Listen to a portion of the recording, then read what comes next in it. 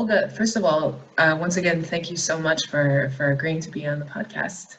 It's an honor to speak with you. Welcome, Rachel. Yeah. Pleasure to be here. Good. So can you just start by telling us a little bit about who you are and how you got involved with Smart Valor? Well, my name is Olga Feldmeier. Today, I'm CEO and co-founder of Smart Valor.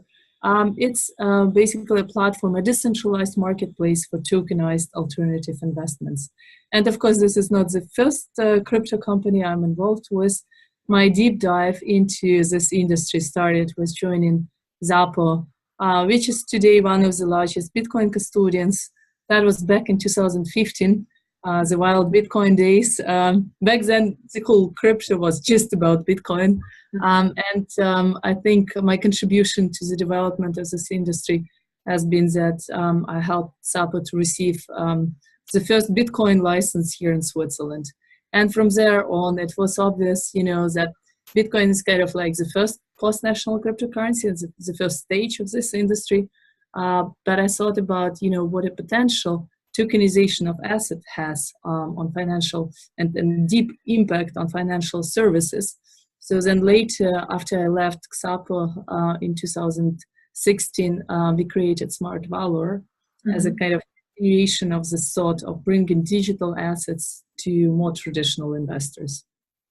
Okay, so can you tell us a little bit more about Smart Valor and what it does? Yes, so you see, basically, we figured out that tokenization of assets, basically, creating a token that is representing the ownership right to any kind of asset. It's a very powerful idea, and it's especially valuable when you touch illiquid assets. Now, everybody asks, what are liquid assets? The liquid assets is basically the whole space of alternative investments, which is everything that is not publicly traded equity, bonds, or money products, or cash products. So it can be real estate, it can be share in a venture capital fund, private equity, precious metals, basically almost all of financial products that you cannot purchase through a bank. This is all alternative investments, and this is all quite illiquid assets. Illiquid means that you cannot easily buy and sell share in that investment. So this is where tokenization comes into place, because if you have a token representing ownership or participation in this investment, you can exchange tokens the same way that we exchange today Bitcoin or Ether, right? I can pass it directly to you through global peer-to-peer network, and within several minutes, you're the owner, right? So imagine, tokenization of planes, ships, building, hotels, right? But also funds, crypto funds, hedge funds, venture capital funds. Today, it's a huge legal contract, it's paper, and your limited partner, holding that stake, and there is no secondary market. So with tokenization, you can create an easy way to exchange for people to participate in this opportunities, because stakes are smaller, so it's fractional ownership, right? But it's also more liquid in terms of that you can sell it later in the secondary market. On our platform, for example, we implement a set of smart contract-based auctions in which any user can, for example, if you invested in venture capital company X, right, and 3 years later, the fund is still not closing. The fund's mostly for 5 to 7 years, right? You're locked up traditionally today in the funds, right? But on our platform, you can, say, well, I need liquidity. I want to sell this part of my stake in that company, in that private equity company or venture capital, and you open so-called auction. You say to other guys, I want to sell my token in company X or fund X, and here's the auction, and everybody else can submit their bids, and then the auction is closed. And this is a way to create secondary market in a less liquid assets where there was no secondary markets at all, right? So things were never resold or repurchased, right? And I think, that tokenization of assets, this is where the biggest promise of this technology lies in basically creating a better way to securitize assets, right?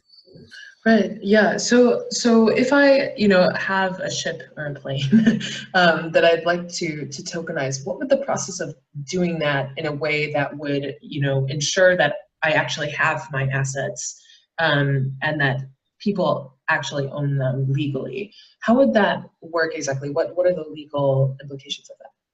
So what is the asset? Sorry, I didn't hear. What is the asset? Oh, like for example, if I have like a ship or a plane, or I say that I have a ship or a plane that I'd like to tokenize, Mhm. what would the legal process of doing that look like? Well, maybe, this question is better to be answered if we look, like, this is very industrial application, right? Yeah. And this is not something that is super interesting or special to retail investors. Okay. To retail investors, it would be more about, well, there is this very nice, huge hotel, Right. Hyatt hotel somewhere, right? Or there is a crypto hedge fund, right? Mhm. Or a venture capital fund. So, actually the legal structures, this assets or, basket of assets, be it, several hotels or be it several companies, the legal structure is absolutely the same, right? As, how it works today. So there is normally a special purpose vehicle, investment company. And it's just like, that participation for people in that company. There are also limited partner stakes and agreements, right? It's just like you have the legal contract now, plus you have a token, right? Okay. So you have a digital representation of the same legal contract, the same way it works today. There is nothing else. Of course, there are auditors, there are all these people and companies involved in the process of ensuring the proper due diligence, financial structure, and legal due diligence on the assets to be securitized, or in our case, tokenized, right? So we're not inventing anything new. Okay. It's just like, that creating additionally the smart contract and the token that replicates the legal contract, right? We can we can actually automate and simplify a lot of processes, right? Okay. And just one example here, think about, for example, even ICOs, token issuance, right? So now a lot of them happening in the form of utility token. But what about shares, right? If you have a security token, this is where our focus lies on, right? So we have the security token, it's a share in a company, right? So it's also asset-backed token. And that share of a company can have different complex legal structures, right? For example, something called tenured vesting share. So the longer you hold the shares, the more voting power you get. This is, a very interesting example, but it's very difficult to structure legally and to execute, Yeah. And as a token, think about it. It's a smart contract. It's basically just a couple lines of code that says that every year your voting power increases by X, right? And Right.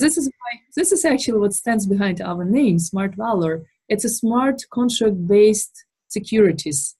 Because smart, like in smart contract, and valor in Swiss German means securities. Okay. It's smart contract-based securities, right? This is what we're all about, right? And we believe, that this is the future of investments as such. It will be all programmable securities, right?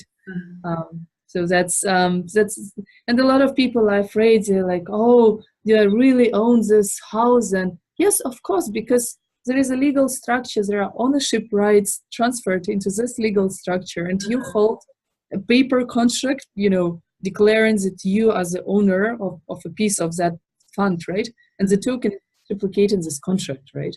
Okay. I And see. today, yeah, so today, for example, in Liechtenstein, I was last week here in Liechtenstein, it's just 1 hour drive from here.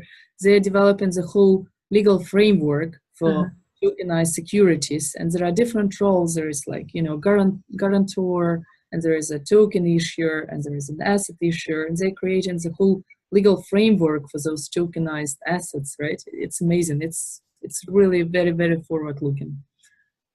Okay, cool. So in addition to your role at Smart Valor, you've kind of, become this voice in the cryptocurrency industry, speaking a lot about decentralization and kind of, not only decentralized networks, but also decentralized wealth and a more fair society that can be facilitated through cryptocurrency, particularly Bitcoin. And you were quoted by Reuters as saying at one point, for me, Bitcoin is a bit about the same, about equality, access, and a fair society. So I'm curious how you think that Bitcoin in particular is facilitating a more fair society, or will facilitate a more fair society in the future. Oh, thank you so much for asking this question. That's my favorite topic, you know. Okay. I grew up in Ukraine and my family was basically ruined by hyperinflation. We lost everything. We didn't have enough money to buy even basic stuff. And you know, once you experience this, you understand the full power of post-national currency, you know, currency that is not influenced by state, but governed by mass, right? Very powerful. And if you think about it, it's like, it's not our problem here in the rich world, but 2/3 of countries around the world, they have issue with inflation. And they have issue with corrupt governments and with all these sort of terrible things that happen to people on everyday basis, right? Like misappropriation, pension reforms, everything that can take your money and your wealth away from you, right? And there are, of course, means for rich people to protect themselves. And this is normally called offshore banking. So they just take their money outside of the country, right? To some other places where they can trust that this money will not be, you know, taken away from them. And, you know, actually Switzerland is the largest offshore wealth management center globally, right? It holds 4 trillion of assets. It's 200-year-long history, right? Because Switzerland was always a small country, not involved in armed conflicts. And that is why it was safe to bring the money here, that at least there is no war, right?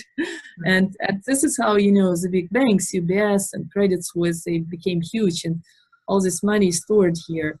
And I believe, but this is all only for rich people. I previously used to work for UBS. You know, I was in charge of Central and Eastern Europe distribution at UBS.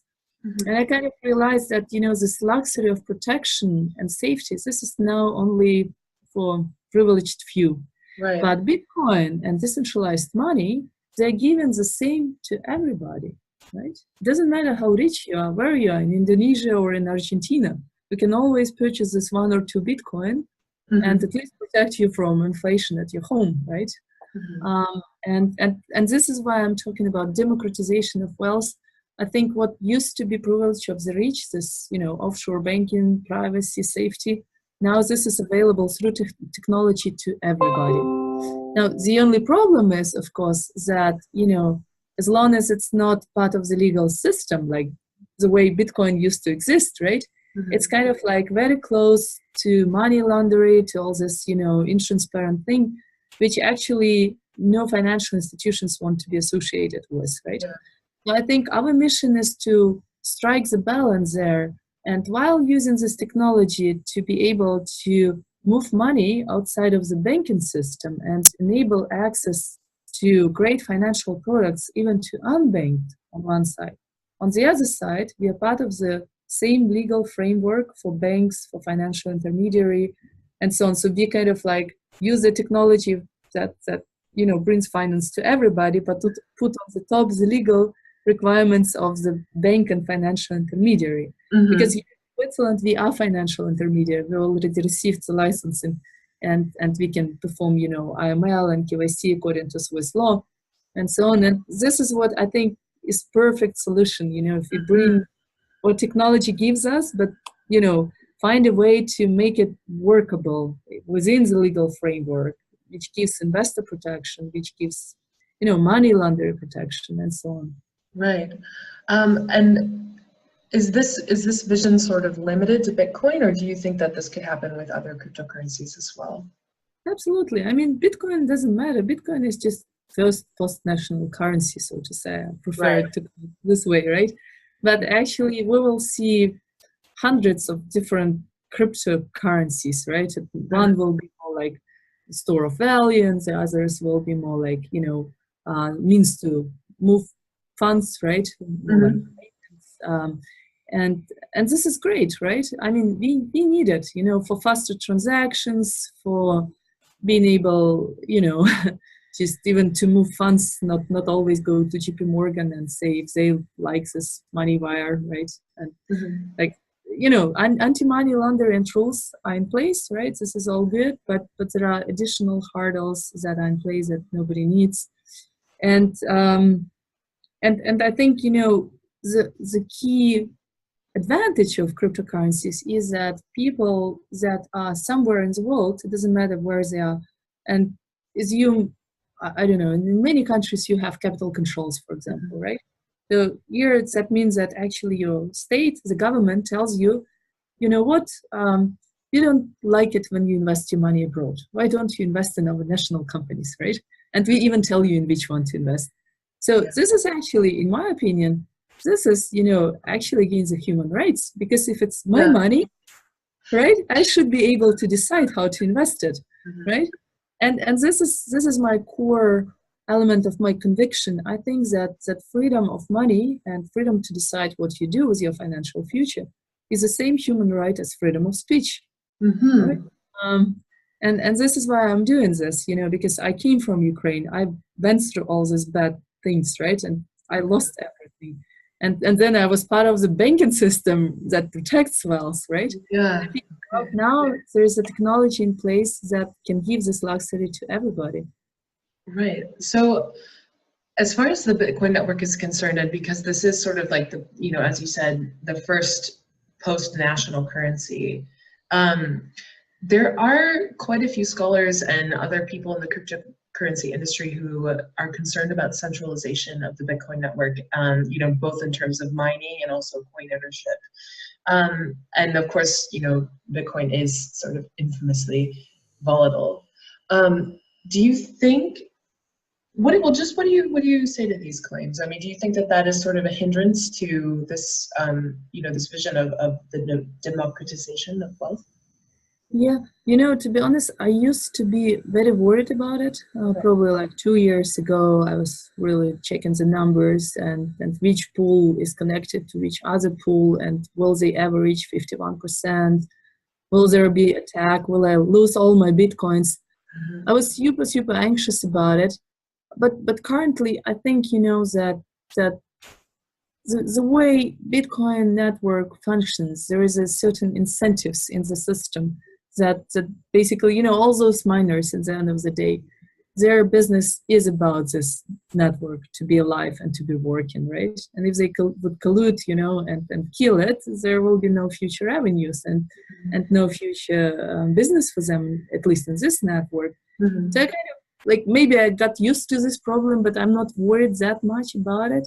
I think there are currently a lot of different innovation happening. We have Lightning Network, we have all the different, and even, the proof of stake, like where we stand today in this conversation, and where we were just like 2 years ago. This is tremendous development, and without getting into too much detail, I'm sure that we will figure out a better solution with Plasma, with all those things coming out, right? Also on Ethereum, there will be, even if it's not Bitcoin or Ethereum, there will be a great new solutions, new blockchains that solves this problem of scalability, of governance of the network.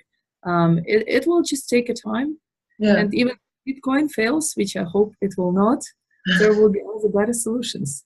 Yeah. So how do you see the work that Smart Valor is doing as sort of contributing to this democratization of wealth? Well, look, I think, our biggest contribution is that we're doing for the first time something that nobody did before, right? Tokenize this illiquid assets, to which very few, very rich, privileged investors used to have access to. If you look at returns and how wealth is created, it's rarely created in public markets, like the IPO, before IPO, all the great investors was connections and networks, they got in, right? Then they sold to pre-IPO investors, and then there was a Goldman Sachs, and Goldman Sachs distributed to their investors. And then at the end of this chain, there is somewhere IPO, and at the end you come as a retail investor through your bank, purchasing the 000.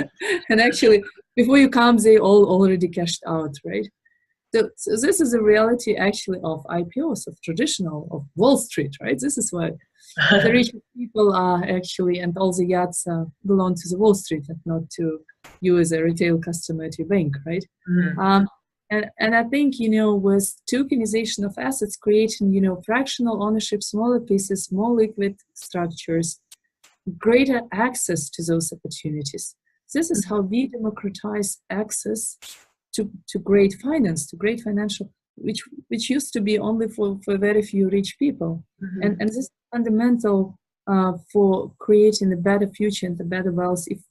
If you invest even small amounts, but consequently and good, with a good result, with a good diversification of risks, there are much higher chances that you will end up with a great retirement and safe assets on the side, right? And this is, I think, where we come into play.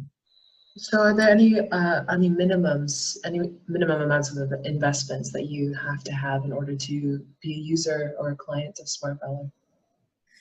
Well, this is exactly the point, because we are talking about democratization, and this is our core mission. Even within our funding structure, of course, VIA is many other companies in this space. We are also funding through issuance of our own currency.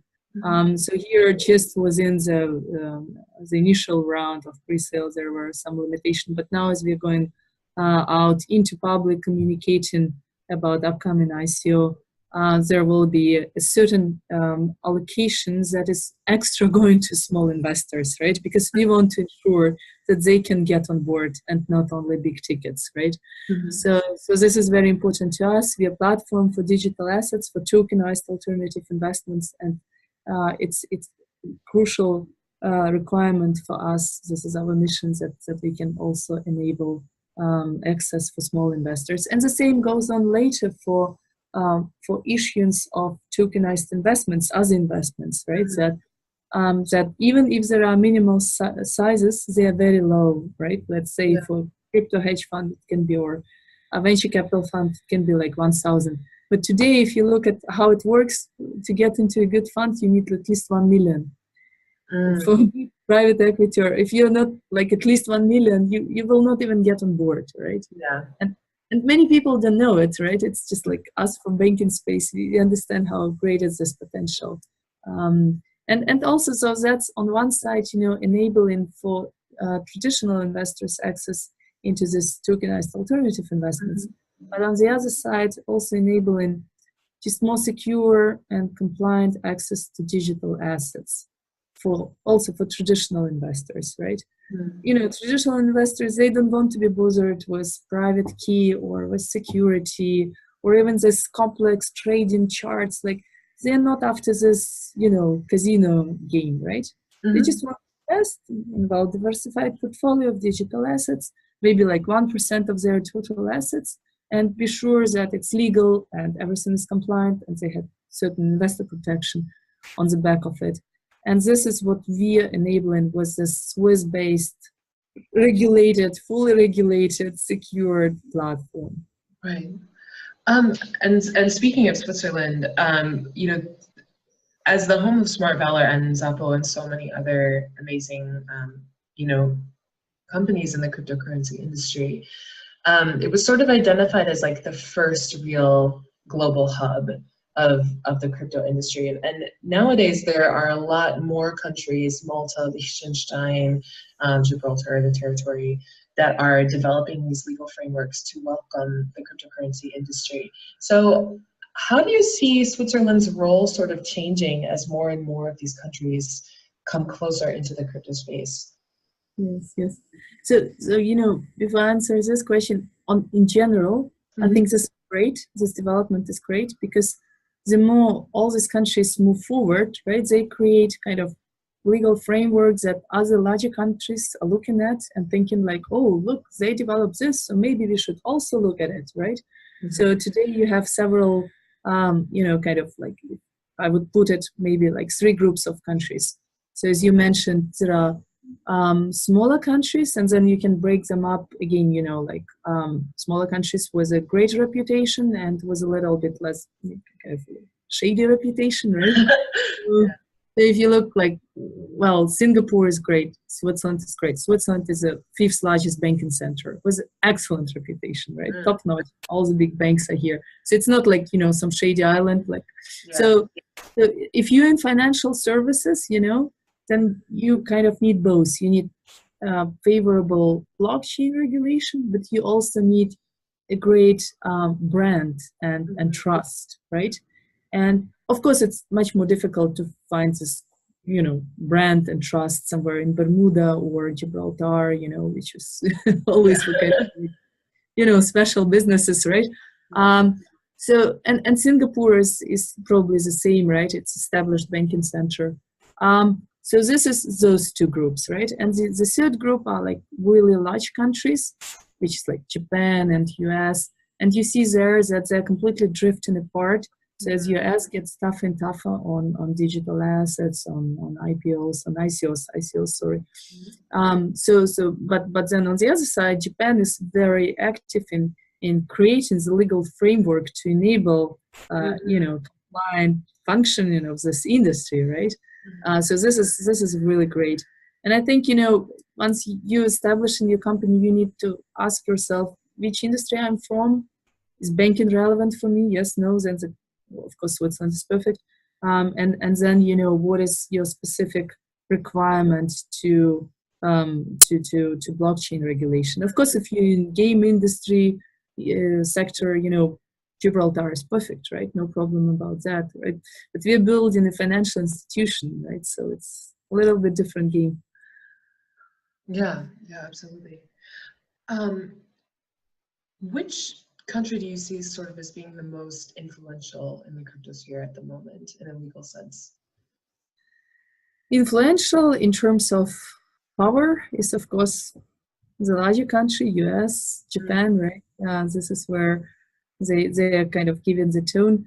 But again, influential in terms of like where the companies are created and where the growth is happening. We in this decentralized space, the companies are everywhere. Look at us, we're talking through Skype, right? This is how the companies work in this space. So actually, it doesn't matter that much anymore. Where is your legal entity? Where's headquarter, right? So, like, to give you an example, here in Switzerland, we saw in the last 1.5 year around 400 blockchain companies being created. A lot, right? Yeah. But mostly those companies are here just in form of mailbox address, right? Yeah. There are not many real companies like us. We see it here. We have office, everybody from Europe, from all our other offices, Paris, Munich, Poland. They come here once per month, and then we're like 35 people here, right? And luckily here we at Thomson Reuters Labs, we are part of Thomson Reuters incubator. So we have a lot of space. This is great. We can extend for just 1 week. but actually, it doesn't matter where the company is anymore. So now the game is like you can pick and choose the country and jurisdiction that most fits your needs, in terms of regulation, and be there, right? So this is great. It's of course, additional bonus if also country is like very well established and respected for privacy, for all these great things that many investors are looking for. But so I think we are actually in the best place, and I welcome everybody if you're interested. We also run. It just happens that I'm producer of the largest blockchain conference here in Switzerland, Crypto Summit, coming up on 28th and 29th of October. So here we have like the workshops with lawyers, how to set up company here and what does it mean to be in Switzerland, and the whole panel blocks for regulation of blockchain here in Liechtenstein and in Switzerland. And I would welcome everybody who is interested to know more to come and join Crypto Summit. Cryptosummit.ch. Very simple. Yes, the 28th and 29th of October this year? Exactly. Yes. Great. And it's already the third round, so we had quite a big speaker, Steph Scott, Hoskinson, Tim Draper, state secretary of Switzerland, like really blessed with a lot of interest of crypto industry. Very exciting. Yes. Do you have any other announcements that you'd like to share regarding Smart Valor or anything else that you're involved with? No, we did quite a big announcement last week. It was all in press at Reuters, Business Insider. Everybody picked up the story here in Switzerland in the mainstream newspapers even. So we basically announced the launch of the Valor platform, which is going to be in the Q4 of this year. So until the end of the year. And we are able to start operations because we received the license. We are now financial intermediary, formally financial intermediary in Switzerland. And of course, subject to application of anti-money laundering rules of Switzerland, right? But that gives us a right to be active in cryptocurrency and utility token space. So this is a phase one of the platform, right? The launch was basically focused on cryptocurrencies and utility tokens.